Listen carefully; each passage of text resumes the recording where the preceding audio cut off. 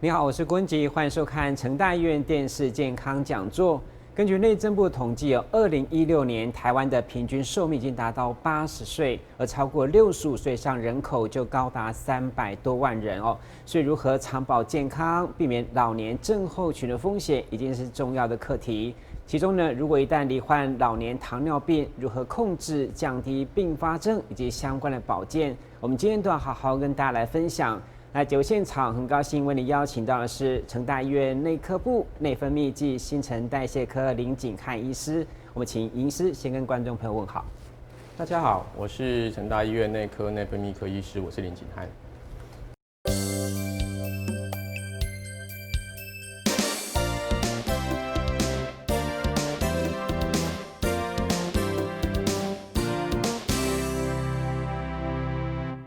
好，欢迎林医师哈。那人都会老哈，那老问题大家都会拄到哈。那特别是这个高龄化带来冲击，更需要你我来关心哦。那医生，我们今天要锁定的是老年糖尿病哈。那谈谈什么是老年的社会？那国际上怎么认定的？台湾的现况又是如何？好，是的。那稍微跟大家说明一下哈，事实上以现在目前的状况来说的话，我们一般来说虽然有很多定义去区分到底什么样子的年龄状况像是老人，什么样的状况是年轻人。不过目前现在一般通则来说哈，超过65岁以上哈，我们就定义这是一个老人。那事实上以国际上目前通则的想法来说的话，一定程度以上的老人人口比例来说的话，就会分成不同的社会。那如果是超过14% 的话，是高龄社会；那如果超过20% 的话，是超高龄社会。那事实上，以台湾的统计资料来看的话，我们在1993年已经迈入了高龄化社会。那在2018年，事实上我们在2018年的时候已经跨入了高龄社会。预估在2026年的时候会进入超高龄社会。那到底这样是一个什么样子的概念呢？事实上，在目前现在我们2020年来说的话，我们已经属于高龄社会。高龄社会的话，简单说就是每7个人里面有1个人是老年人。那到2026年的时候，事实上会到5个人里面会有1个是老年人这样子。哇，那其实没有几年就已经要进入这个超高龄社会了哈。那据我了解，其实就是这老人都会老哈，那怎么老人问题大家遇到哈，特别是高龄化的冲击，更需要我们来关心哈。那据我了解，这老人糖尿病好像是不容易察觉哦，甚至被误认为是一个正常老化的现象来延误病情哦。那医生，我们怎么样知道自己是不是有糖尿病？那借此可以提醒这个为人子女的一些警觉。好，目前现在台湾的现况来说的话，糖尿病的人口大约是占全人口的大约11%左右，大约10个人里面有1个。但是如果以分层来看，65岁以上的糖尿病的病患大约有30%左右是有糖尿病的现象所以我们到底怎么样去区分老人家到底是不是有糖尿病？糖尿病有时候其实以目前之前 WHO 的统计资料来说的话，虽然我们知道盛行率大约是在老人家大约在30%左右但是事实上未诊断的糖尿病的病人大约占了1半左右，所以我们怎么样去区分？这样子的人是有可能是有糖尿病的部分，包括他常常容易口干舌燥，包括体重莫名其妙的减轻，或是说老人家比较了解的，或许说因为小便啊，或是尿渍的部分会有蚂蚁，或是说小便泡泡比较多，这些都有可能是潜藏可能是糖尿病的一些症状或是一些现象的部分所以这个部分我们就要多小心注意。所以，我觉得这个假老大概都能理解功能退化但是为什么老年人会容易得到这样的糖尿病？这个原因到底是怎么样？老年人会得到糖尿病事实上其实以统计上来说的话，其实有很多的原因，包括一个基因遗传，包括饮食的习惯，包括环境的影响，包括你可能运动多、运动少，或是有没有肥胖与否，这些都会影响到糖尿病的部分。所以事实上，糖尿病的罹患不是只有单一一个原因造成所以常常都是一个经年累月时间的累积起来造成的一个结果。所以一般就是说，这个年轻人跟老年人他其实得到糖尿病这个状况不一样。有些年轻人特别是说他搞咧或者是说会多喝水，但是老年人他的症状大概是怎么样？对，老人家的糖尿病有时候其实血糖高，其实大部分的几乎所有人都会有一些口渴或是多尿的症状。不过老人家因为对这些症状有时候相对不太敏感反而是有些人是以比较容易疲惫啦、精神比较不好，或是有些人是以头晕或是步态有点不稳来表现哈，所以常常我们在发现说我们被转介过来，或是说病人来诊的时候，有时候刚开始讲述的状况其实跟血糖没有关系，但是后来也抽血或是检验查起来，我才发现他其实是罹患了糖尿病这样子。是，对。所以既然这个老年糖尿病的早期症状其实并不明显哈，那我们如何能够进行这个早期的诊断呢？事实上我们其实是建议，现在其实在国家其实都有一定的时间，都会有一些健康检查。其实健康检查是一个最容易去区分到底血糖有没有正常的部分哈。是。那当然，如果有一些人不习惯有这样子的规则的这个检验的部分的话，我们可以做另外一件事情，就是假设如果有机会去，不管是去亲朋好友或是其他的地方有机会验个血糖，如果血糖有偏高，通常是空腹超过120、130以上，饭后的话超过200以上，这些都可以怀疑可能是糖尿病的部分。那如果有这样子的状况以后，再来到相关的科别的门诊，包括内分泌新陈代谢科，包括老人科，包括家医科的部分，这些都可以做进一步的咨询或确诊的部分。因为事实上，以糖尿病的诊断来说，我们糖尿病其实诊断最终呢就是以血糖跟糖化血色素。那这些部分在一般的民众状况，你能够在一般随时能够去监测的部分可能只能靠自己的血糖监测，其他的部分的话，可能还是要靠抽血的部分。所以以这样子的想法来说的话，可能就是注意一下有没有高血糖的症状，刚刚提到的多渴多尿体重变轻精神食欲不振这个状况，再合并血糖偏高，这个时候就可以去进一步做检查。了解。那我们大家都希望能够健康老化所以一旦这个有老年糖尿病，它应该会有相关的一些严重的并发症或是风险怎么样，跟大家提醒一下。是。稍微跟大家说明一下事实上为什么老年糖尿病这么的重要因为事实上在老年人就算没有糖尿病，其实慢慢的我们最担心的一个。其中目前现在开始有一个新的议题叫老年症候群老年症候群其实一个身体还有一个身体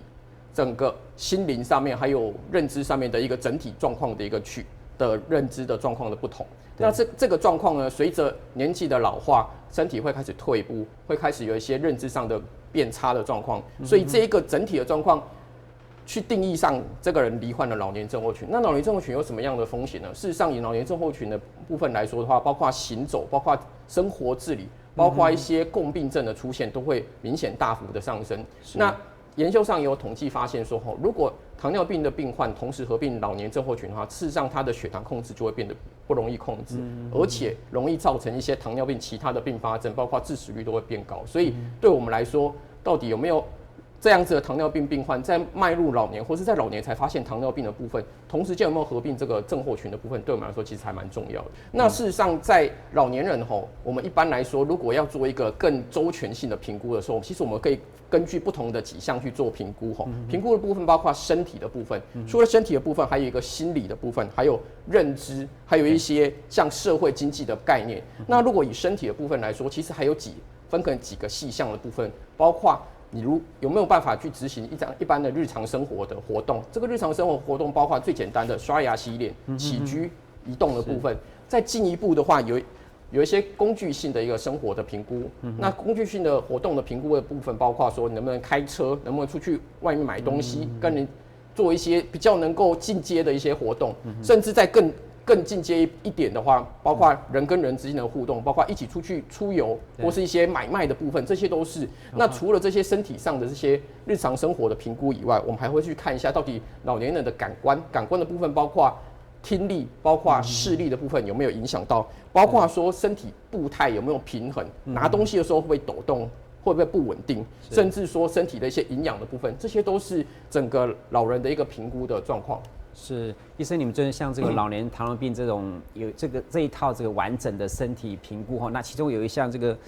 个人偏好，为什么会把它列在里面？个人偏好的部分是这样子因为事实上我们会发现每一个人在成长的过程中，特别已经到了老人的时候，其实都会有一个制定的模式。那这个所谓个人偏好，包括说你习惯早上吃不吃早餐，或者是说你有没有习惯运动的部分，这些都是包括你的饮食的习惯。所以为什么我们在评估这些部分的时候，因为事实上我们发现，其实在长期的控制部分其实最难去调整，或是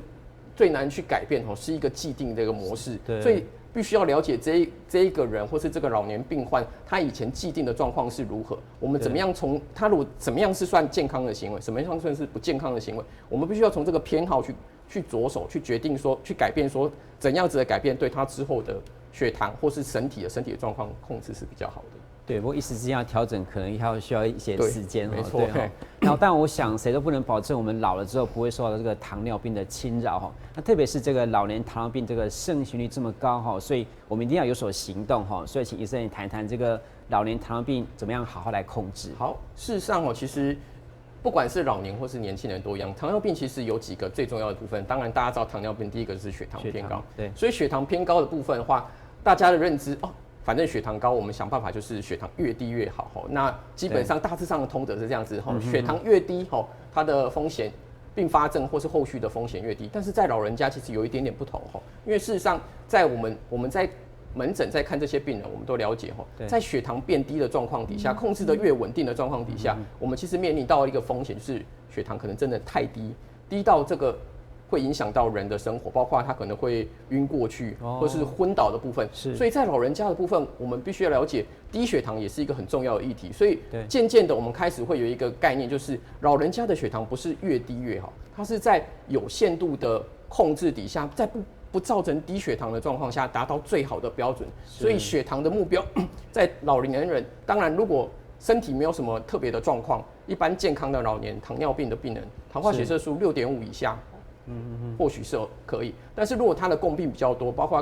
肝脏、肾脏，包括心脏的部分状况比较不稳定的时候，这时候可以适度的放宽他的血糖控制，包括到7或是到7.5，甚至到8.0，所以这个是要根据不同人做个别化的血糖控制的标准。那至于除了控制完血糖以外，接下来我们熟知的三高里面的血压跟胆固醇的部分也要做控制。所以血压的部分的话，大致上一般没有什么特别有很明显的共病的老年糖尿病的病患来说的话，我们希望血压大致上还是控制在140/90以下，甚至如果严格一点130/80以下，这些都是可以的。但是如果反过来，如果这样子的病人，如果想要控制在130或是140以下的收缩压的部分，容易造成身体的其他的一些影响，包括容易头晕或是起坐性质的低血压，这时候就可以适度的放宽血压的标准到150/90，像这样都可以。那至于第三点就是三高里面的血脂肪、胆固醇的部分。胆固醇的部分，当然很多时候都要来自靠饮食、运动的部分。那如果在饮食、运动有效的控制底下，胆固醇还是没有达标的时候，这时候我们就要根据医师的建议，适时的服用药物，特别是史汀类的药物，去控制血脂肪的部分。是，那医生就是说，我们谁都不能够保证，就是我们到底老了之后会有什么状况。好，那是不是我们觉得说，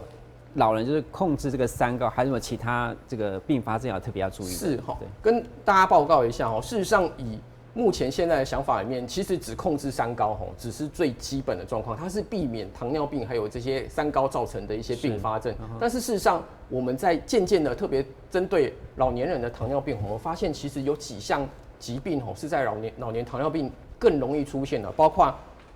跟身体质量活动有相关的肌少症、虚弱的部分，跟认知部分有影响到的失智，这些部分，这其实都是老年糖尿病可能同时间合并的并发症。那这些并发症都会造成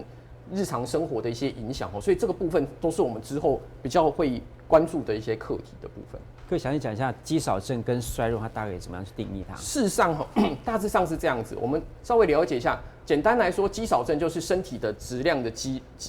肉，特别是骨骼肌质量变少。那这骨骼肌质量变少，就像是我们说，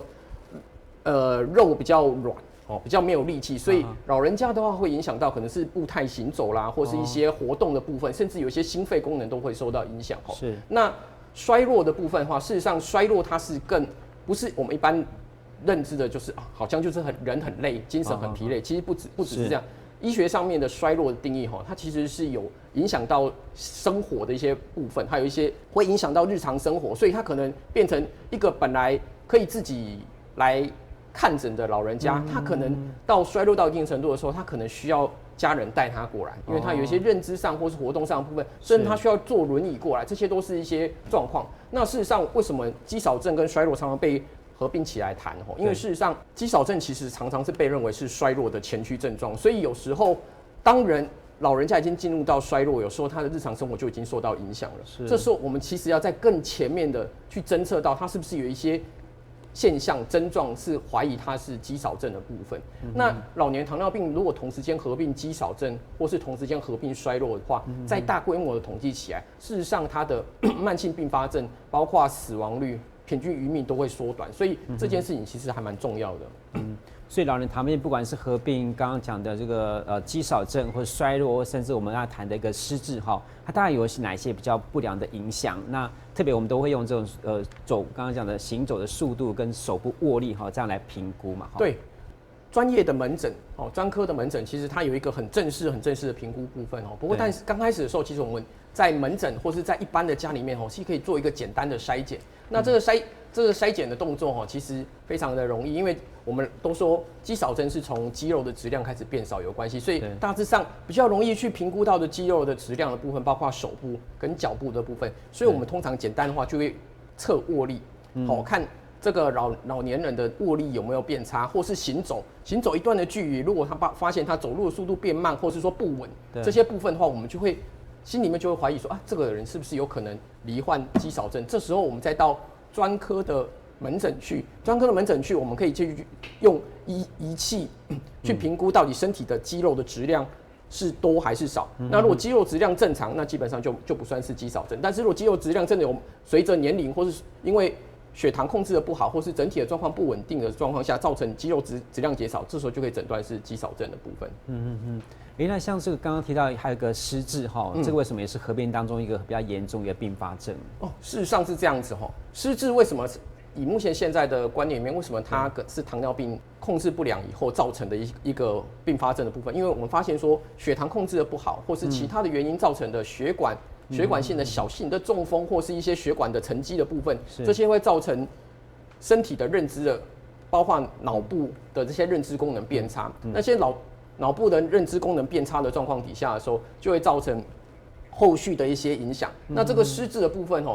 有时候轻微的失智，其实有时候只是记性的不好，或是说可能忘记了刚刚之前讲的话。但是严重的失智其实除了会影响到自己身体，包括你会忘了吃药，包括你会有一些不是那么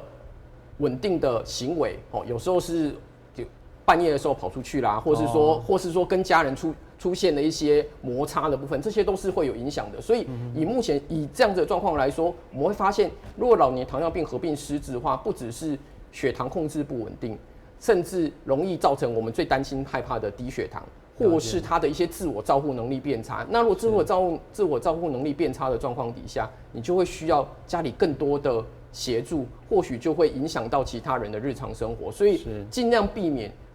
合并失智的这些风险，我们就会让这个之后生活或是照顾部分都会比较轻松愉快一点这样。那其实刚刚合并症当中的一个衰弱也提到一个就所谓的这个非常疲累，那所谓他嗜睡的状况也算是吗？是，应该是这样说衰弱的部分其实大致上我们可以分成几个阶段。那几个阶段的部分，我们有分成前衰弱跟衰弱的部分。前衰弱的部分大致上就是以刚开始比较主观的，可能觉得睡不饱啦，或是精神不好，这是一个比较相对来说是比较主观的，可能就是累的那种感觉。对。但是如果再严重一点，就会影响到平常的日常的生活，可能就觉得本来这个时间预定要出去运动，或是要去跟别人有一些社交活动，但是因为太累了，或是觉得精神不好，所以就取消了这样子日常的生活运动。这个是比较所谓前衰弱的症状。当然是到更严重的部分，就是我们前面提到的，它其实肌肉质量开始变少，所以开始的会觉得握力不好，或是拿东西的时候可能手不稳，或是拿不稳会掉，或是说行走的时候，甚至会有一些跌倒、步态不稳的状况。最严重的状况的话，这样子的病人其实有时候会开始体重慢慢往下。老人家当然很多人大部分都是肥胖的状况，可是你会发现有一群的老人家，其实他本来是维持身材是很平均，而且说体重是 OK 的，但是当他开始罹患衰弱的状况的时候，体重开始慢慢往下，体重开始往下的状况的时候，其实身体的质量没有办法负荷身体的骨骼，其实这些就会开始会有一些其他的共病产生出来。对，所以体重流失有没有一个比较具体的？一般来说的话，体重流失当然每一个人的定义不太一样。不过简单的说，如果你1年内没有特别的减重，但是少了4公斤、5公斤左右这样子的体重，是那这个部分就要怀疑说有没有可能是有罹患肌少症到衰弱的状况。了解哈。那既然这个老年糖尿病加上这个合并症有这么多不良的后果，我想接下来就提醒就非常重要哈。那我们对于这个老年糖尿病患怎么样去自我管理，那药物啊、运动跟饮食上面哦，那我们先来谈谈这个所谓的服药控制上面。好，对，那先跟大家报告一下，因为事实上，当然大部分以统计上来说，大约70%左右的糖尿病病患还是需要药物控制，所以事实上，不管你使用的药物是控制血糖的药物、控制血压的药物、控制胆固醇的药物，或是甚至其他的一些药物部分，所以基本上大部分这些药物都是从专科的医师处方出来的哈，所以基本上怎么样子跟医师讨论出来一个正确使用的药物处方，这件事情非常的重要。对，但是不仅是讨论出来这个药物处方以外，回去以后要根据医师的医嘱去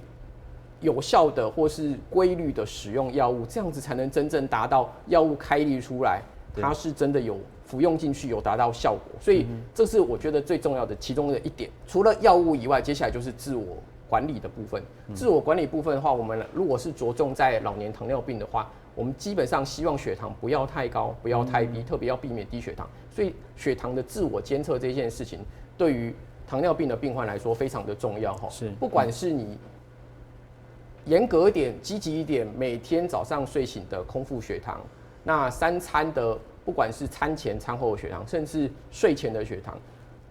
固定的时间量测血糖，确认一下身体自己的状况，血糖的高低起伏与否。那根据这些血糖的资料，包括每次门诊回诊的一些抽血的报告，跟医师讨论一下药物、饮食的部分要做什么调整的部分。那如果再来的话，就是接下来就是体重。对于糖尿病病患来说，大部分糖尿病病患都是肥胖的，所以如果能够有效的减重，特别是一个健康的减重，这个健康的减重最重要的来自于运动。那老人家的运动的部分，其实跟成年年轻人其实差别不大，不过当然是要注意一下身体的负荷量。那在运动的部分，我想要稍微跟大家多琢磨一点。事实上，在运动的部分，我们会发现说，不只是最重要的当然是一个有氧的运动。有氧运动的话，包括我们一般的熟知，每个礼拜正常中等强度的运动，至少维持150分钟，累积起来150分钟。那如果没有办法一次做满150分钟，没关系，我们可以分段做，分段做可以每天做，不过每一次运动的时间至少要超过10分钟以上，所以累积起来。包括一些快走啦、慢跑啦、游泳啦，或是有些人觉得打太极拳，或是一些舒缓的运动，这些都可以。不过所有的运动就是这样子，从轻等的强度慢慢开始，从暖身开始慢慢加强，加强以后，在后面运动完以后开始要慢慢让身体舒缓，然后让身体的肌肉的疲惫的部分稍微慢慢缓解下来，做一个缓和的运动到结束不要造成运动的伤害的部分。那除了有氧运动以外，事实上现在目前最近这几年来更额外再提供一个概念，就是无氧运动或是所谓的肌力的运动。因为事实上肌少症的部分就是肌肉质量变少，对，那你有氧运动的话，其实对于肌肉质量增加的帮助有限，帮助有限，所以我们其实常常需要一些肌耐力的运动。这肌耐力的运动通常建议的话，一个礼拜的话，大约2到3次。那一次的话，尽量的话，大致上大约在10分钟到30分钟不等。但是这个肌耐力的负重的部分也要慢慢做调整。刚开始的时候，不要一下子逞强就举很重的一些哑铃或是壶铃的部分可能刚开始可以先从可以负荷的最大的肌耐力的负荷的20% 到30% 开始，那渐渐的慢慢增到最大大概80% 左右。那这些肌耐力的运动呢，一方面还是可以训练一下心肺的功能，那一方面就是锻炼这个肌肉的质量的部分。那这些肌肉的质量的部分刚刚提到一个礼拜大约2到3次，不要连续2天做，中间要间隔休息一下，搭配有氧运动的部分，这样子的频率对于一个老年糖尿病病患的